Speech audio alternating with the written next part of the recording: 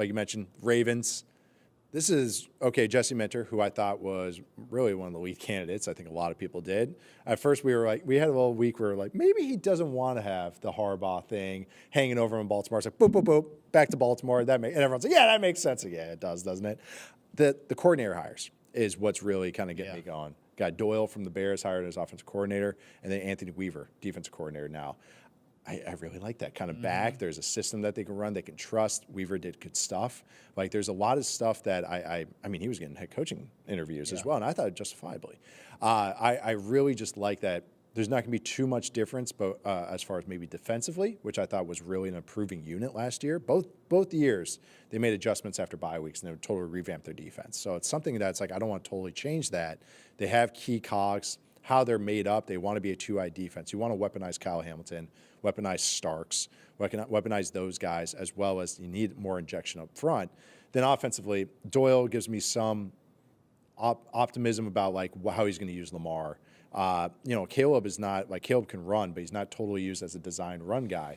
Lamar is weaning away from that as well. This is the fewest times he's scrambled, I believe, but for sure the fewest times they used design runs this year. It was like a quarter of what it was his first MVP year, how many design runs he had a game. That's fine. Now we're getting into an offensive system that could flow well with Lamar. I think of Caleb getting so much better throwing over the middle. Lamar is so good at that anyways. Lamar's comfortable playing under center, being some of that. And Doyle, I think, is going to be a little bit more hybrid, kind of Monkinish, kind of what Ben Johnson did, merging those worlds. Really excited about this. This got me. They need help. I love the offensive line coach they hired. I would say Ledford. Yeah. Ledford, which was one of the non-coordinator coups of this offseason. And trust us, I know. It's funny when you talk about line coaches. It's kind of like, no, seriously, this is one of the ones that actually keep a name. Well, it makes a huge difference. It does. And honestly, it's who they had coaching under previously. I'm not want to get George Warhop, but it's like maybe just hit a limit there. So I don't know. This staff is coming together. It's Baltimore. They have good staffs. This is what they do in Ravens land. I'm just getting more optimistic about what's going on here and where they can go. Any pushback, anything to add on from either of you? You're saying, just kind of curious what I thought there. Is there anything that you kind of want to see from them? Yeah, I do think we're sort of in almost like phase 3, I might want to call it, of the Lamar experience. The MCU. Yeah, right. It always gets better. The more phases. Are we on WandaVision or are we on? We're definitely at the part where I don't know who the people are in the big movies anymore. Like, why is Drake May and Sam Darnold here? Where are the Avengers at? why is the Black Widow CGI look like they just did it last week? Why does it look like Wolverine, Origins Wolverine? How much AI is a part of this? But, I do think specifically with just like the Lamar stuff. It's like, I think we're, like I said, in sort of phase 3.0 here. I mean, there was the Greg Roman years, then the Todd Monken years, and now I think we're looking for another evolution here. And you mentioned getting under center more, more just traditional over the middle passing, I think was a big part of it. But from a personnel standpoint, offense too, I do think they need a lot of work. Yeah. I think we kind of ran out of juice with like Zay Flowers and Rashad Bateman, and I've been a fan of Rashad Bateman. Oh no, yeah. It's like we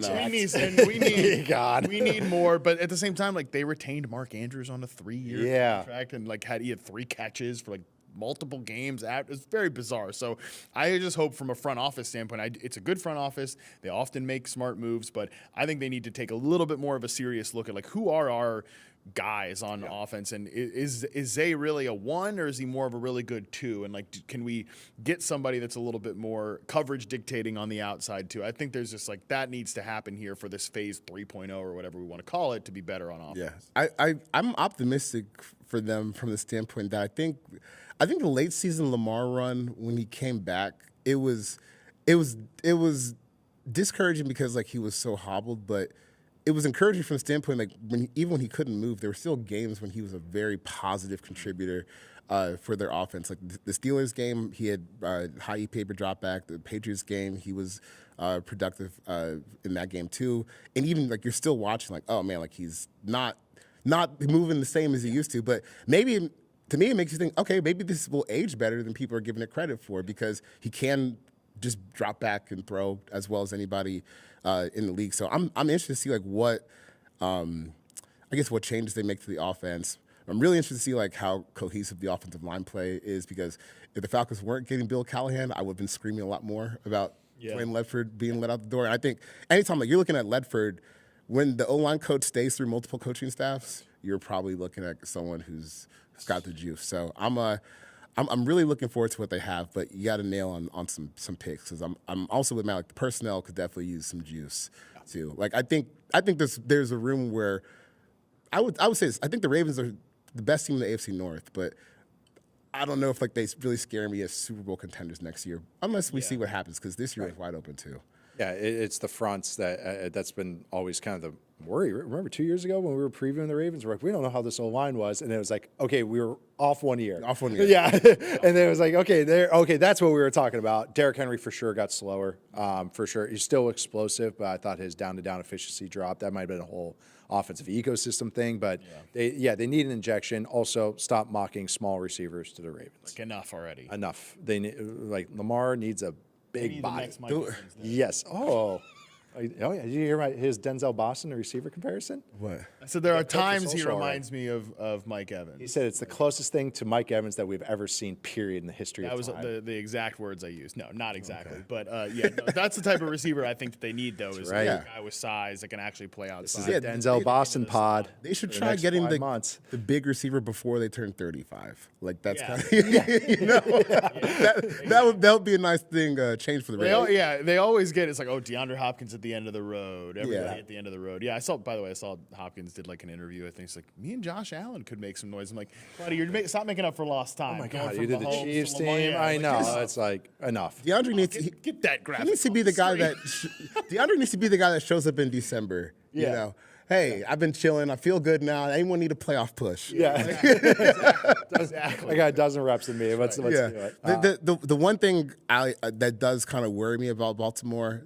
And we talked about today in the lobby that's kind of gotten lost in all this Buffalo nonsense is before Terry Pagula decided let's rip open this bottle of vodka and chug it at a press conference, basically.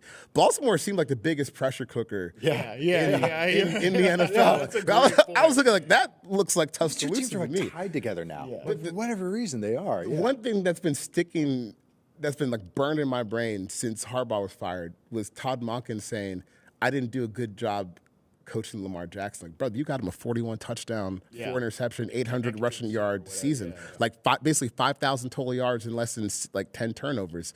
That's a high bar, man. That's a high bar that, like, if Lamar is actually thinking that way, that's where I'm like, that's not real. Something a little weird there. Maybe that's what like you got to tone it down. Something weird with that, and hopefully we'll pull on that thread more as the week's gone. Lamar tends to only like to throw to receivers from Florida. That's my one theory. He has a preference to throwing to receivers from Florida, but.